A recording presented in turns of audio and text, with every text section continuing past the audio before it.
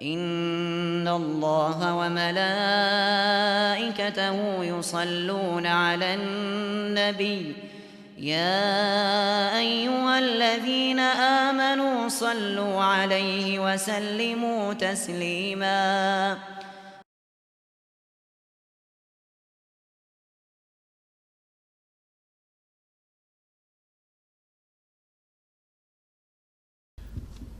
بسم اللہ الرحمن الرحیم الحمد للہ رب العالمین والصلاة والسلام علی اشرف الانبیاء والمرسلین نبینا محمد وعلی آلہ وصحبہ اجمعین اما بعد یقول اللہ سبحانہ وتعالی فی سورۃ الاحزاب ان اللہ وملائکتہ یصلون علی النبی یا ایہا الذین آمنوا صلوا علیہ وسلموا تسلیما. اللہم صلی علی محمد وعلی آل محمد کما صلیت علی ابراہیم وعلی آل ابراہیم انک حمید مجید. اللہم بارک علی محمد وعلی آل محمد کما بارکت علی ابراہیم وعلی آل ابراہیم انک حمید مجید. معزز سامعین و سامعات، آج کی اس مختصر نشست کا جو موضوع ہے یا جو مجھے عنوان دیا گیا ہے وہ ہے درود شریف کے کیا فضائل ہیں. درود شریف کے کیا فضائل ہیں اور جو درود نہیں پڑھتا ان کے لیے کتنی سخت وعید ہے. میں نے آپ کے سامنے سورۃ احزاب اس کی آیت نمبر 56 تلاوت کی، جس میں اللہ سبحانہ وتعالیٰ فرماتے ہیں کہ اللہ تعالیٰ اور اس کے فرشتے نبی صلی اللہ علیہ وسلم پر درود بھیجتے ہیں، اور ایمان والوں سے خطاب ہے کہ تم بھی نبی صلی اللہ علیہ وسلم پر درود بھیجو. نبی صلی اللہ علیہ وسلم پر درود بڑی اہم نیکی، گناہوں کی معافی کا سبب، درجات کی بلندی، غم و پریشانی کی نجات، دعا کی قبولیت، اللہ تعالیٰ کے محبوب بندوں میں شامل ہونے کا سبب ہے. حضرت انس رضی اللہ تعالیٰ عنہ فرماتے ہیں کہ رسول اللہ صلی اللہ علیہ وسلم نے فرمایا کہ من صلی علیہ صلاۃ واحدا صلی اللہ علیہ 10 صلوات وحطت عنہ 10 خطیات ورفعت لہ 10 درجات. رواه نسائی. نبی صلی اللہ علیہ وسلم نے فرمایا کہ جو مجھ پر ایک دفعہ درود بھیجتا ہے اس کے بدلے میں اس کو کیا ملتا ہے؟ 10 نیکیاں، 10 گناہ معاف اور 10 درجات اس کے بلند ہو جاتے ہیں. یہ نسائی میں حدیث موجود ہے. اسی طرح کیا آپ چاہتے ہیں کہ قیامت والے دن آپ نبی صلی اللہ علیہ وسلم کے قریب ہوں؟ کون نہیں چاہتا؟ ہم میں سے ہر شخص یہ چاہتا ہے کہ ہم نبی صلی اللہ علیہ وسلم کے ساتھ ہوں قیامت والے دن. تو نبی صلی اللہ علیہ وسلم نے فرمایا اول الناس بی یوم القیامہ اکثرہم الی صلاۃ. رواه ترمذی. کہ قیامت والے دن میرے قریب وہ حضرات ہوں گے جنہوں نے مجھ پر جو ہے وہ زیادہ سے زیادہ درود بھیجا ہوگا. یہ ترمذی میں حدیث موجود ہے. اسی طرح ہم میں سے کون نہیں چاہتا کہ نبی صلی اللہ علیہ وسلم ہماری سفارش کریں؟ تو آپ صلی اللہ علیہ وسلم نے فرمایا کہ من صلی علیہ حین یصبح 10 وحین یمسی 10 ادرکتہ شفاعتی یوم القیامہ. طبرانی کی حدیث ہے. آپ صلی اللہ علیہ وسلم نے فرمایا کہ جو شخص صبح 10 دفعہ اور شام کو 10 دفعہ، صبح 10 دفعہ اور شام کو 10 دفعہ مجھ پر درود بھیجتا ہے، مجھ پر یہ واجب ہوگا کہ قیامت والے دن اس کی شفاعت کروں گا. اسی طرح بھائیو، نبی صلی اللہ علیہ وسلم سے ثابت شدہ درود کے الفاظ کون سے ہیں؟ کون سے وہ الفاظ ہیں یا کون سا درود ہے جو رسول اللہ صلی اللہ علیہ وسلم سے وہ ثابت ہے؟ تو ایک دفعہ صحابہ کرام نے رضی اللہ عنہم اجمعین، انہوں نے نبی صلی اللہ علیہ وسلم سے عرض کیا کہ یا رسول اللہ صلی اللہ علیہ وسلم کیف نصلی علیک، کہ ہم آپ پر درود کس طرح بھیجیں؟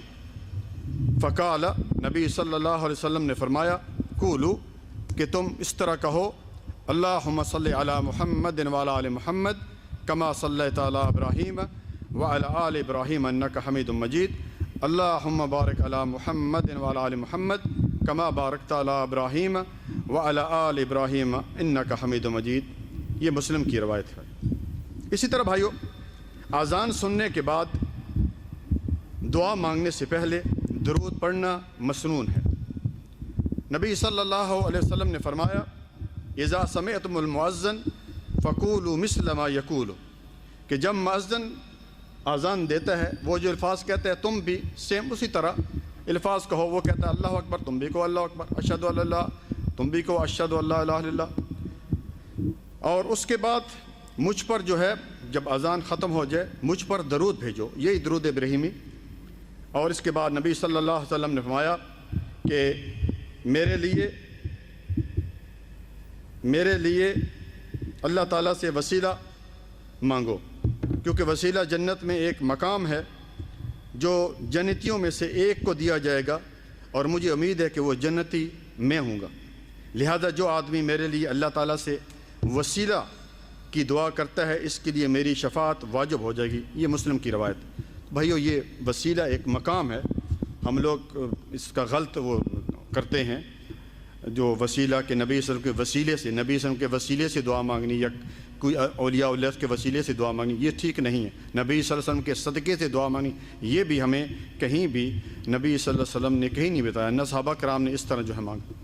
اسی طرح بھائیو اہل ایمان کو ہر وقت ہر جگہ نبی صلی اللہ علیہ وسلم پر درود پڑھنے کا حکم دیا گیا ہے. جس طرح کہ ابو ہریرہ اس حدیث کے راوی ہیں، رسول اللہ صلی اللہ علیہ وسلم نے فرمایا لا تتخذوا قبری عیدا ولا تجعلوا بیوتکم قبورا، کہ میری قبر کو میلہ نہ بناؤ اور نہ ہی اپنے گھروں کو قبرستان بناؤ. تم جہاں کہیں بھی ہو مجھ پر درود بھیجتے رہو، تمہارا درود مجھے پہنچا دیا جاتا ہے. اسے احمد نے روایت کیا ہے. تو اس میں بھی بڑی وہ کنفیوژن رہتی ہے، لوگ کہتے ہیں وہ زندہ ہیں، دیکھو سنتے ہیں. تو اس سے ہمیں یہ پتہ چلتا ہے کہ اللہ سبحانہ و تعالیٰ نے کچھ فرشتے مقرر کیے ہوئے ہیں جو کہ نبی صلی اللہ علیہ وسلم جب ہم درود پڑھتے ہیں تو وہ نبی صلی اللہ علیہ وسلم تک پہنچاتے ہیں. کس طرح پہنچاتے ہیں، کس طرح سنتے ہیں، واللہ اعلم. اسی طرح کچھ فرشتے جو ہمارے ساتھ ہیں کرامن کاتبین، وہ ہماری نیکیاں بدی لکھ رہے ہیں. کچھ قبر میں ہوں گے منکر اور نکیر جو ہمارا جو ہے وہ سوال کریں گے ہم سے. اسی طرح بھائیو رسول اللہ صلی اللہ علیہ وسلم نے فرمایا جمعہ کے روز مجھ پر کثرت سے درود پڑھو. جمعہ کے دن زیادہ سے زیادہ نبی صلی اللہ علیہ وسلم پر درود جو ہے وہ بھیجا کرنا چاہیے. اسی طرح بھائیو ابی بن کعب رضی اللہ تعالیٰ عنہ کہتے ہیں کہ انہوں نے نبی صلی اللہ علیہ وسلم سے ایک دفعہ پوچھا کہ میں آپ پر کثرت سے درود بھیجتا ہوں، اپنی دعا میں سے کتنا وقت درود کے لیے وقف کروں، یعنی میں جب دعا کرتا ہوں تو کتنی دفعہ آپ پر درود پڑھوں. تو آپ صلی اللہ علیہ وسلم نے فرمایا ما شئت، جتنا تو چاہے، جتنا چاہے تو پڑھ لے. تو اس نے عرض کیا کہ 1/4، یعنی 3 حصے میں جو ہے وہ دعا مانگوں گا، 1 حصہ جو ہے وہ آپ صلی اللہ علیہ وسلم پر درود بھیجوں گا. قال نبی صلی اللہ علیہ وسلم فرمایا ما شئت فإن زدت فهو خیر لک، کہ آپ صلی اللہ علیہ وسلم فرمایا کہ اگر تو زیادہ کرے تو اس سے زیادہ بہتر ہے. تو اس شخص نے کہا کہ ایسا کرتے ہیں کہ میں نصف آدھا درود آپ پر بھیجوں گا اور آدھی جو ہے دعا مانگوں گا. تو آپ صلی اللہ علیہ وسلم نے پھر فرمایا کہ ما شئت فإن زدت فهو خیر لک، کہ اگر اس سے زیادہ کرے تو تیرے لیے زیادہ بہتر ہے. تو اس شخص نے پھر کہا کہ میں جو ہے وہ آپ پر درود ہی پڑھتا رہوں گا. سبحان اللہ، یعنی دعا کروں گا ہی نہیں، پورے جو دعا کروں گا یعنی ہاتھ اٹھاؤں گا تو دعا نہیں مانگوں گا بلکہ آپ صلی اللہ علیہ وسلم پر میں درود ہی پڑھتا رہوں گا. تو آپ صلی اللہ علیہ وسلم نے اس کا آگے کیا جواب دیا، اذن تکفی ہمک ویغفر لک ذنبک.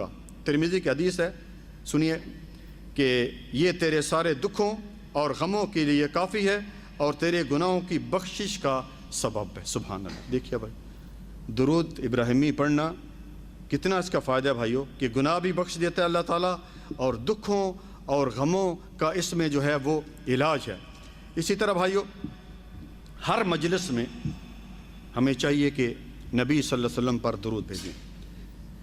جس طرح کہ ابو ہریرہ اس حدیث کے راوی ہیں، نبی صلی اللہ علیہ وسلم نے فرمایا کچھ لوگ کسی مجلس میں جمع ہوئے اور اللہ کا ذکر اور درود پڑھے بغیر اٹھ گئے. کہیں پہ بیٹھتے ہیں اور آج اس طرح ہوتی ہے ہمارے مجلس سے، نہ ہم اللہ تعالیٰ کا نام لیتے ہیں، نہ نبی صلی اللہ علیہ وسلم پر درود بھیجتے ہیں، بیٹھے بس اس طرح شروع کیا، نہ بسم اللہ کی، نہ کچھ، اس طرح اٹھ کے چلے گئے. تو اس کے لیے بڑی سخت وعید ہے. تو یہ مجلس قیامت والے دن ان پر حسرت اور ندامت کا سبب بنے گی. مسند احمد میں یہ حدیث موجود ہے. اسی طرح بھائیو، نبی صلی اللہ علیہ وسلم پر درود نہ بھیجنا جنت سے محرومی کا سبب ہے۔ سنیے حدیث، ابن عباس رضی اللہ عنہما اس حدیث کے راوی ہیں۔ نبی صلی اللہ علیہ وسلم نے فرمایا، جو مجھ پر درود پڑھنا بھول گیا اس نے جنت کا راستہ کھو دیا۔ ابن ماجہ کی حدیث ہے اور حدیث نمبر 740 ہے۔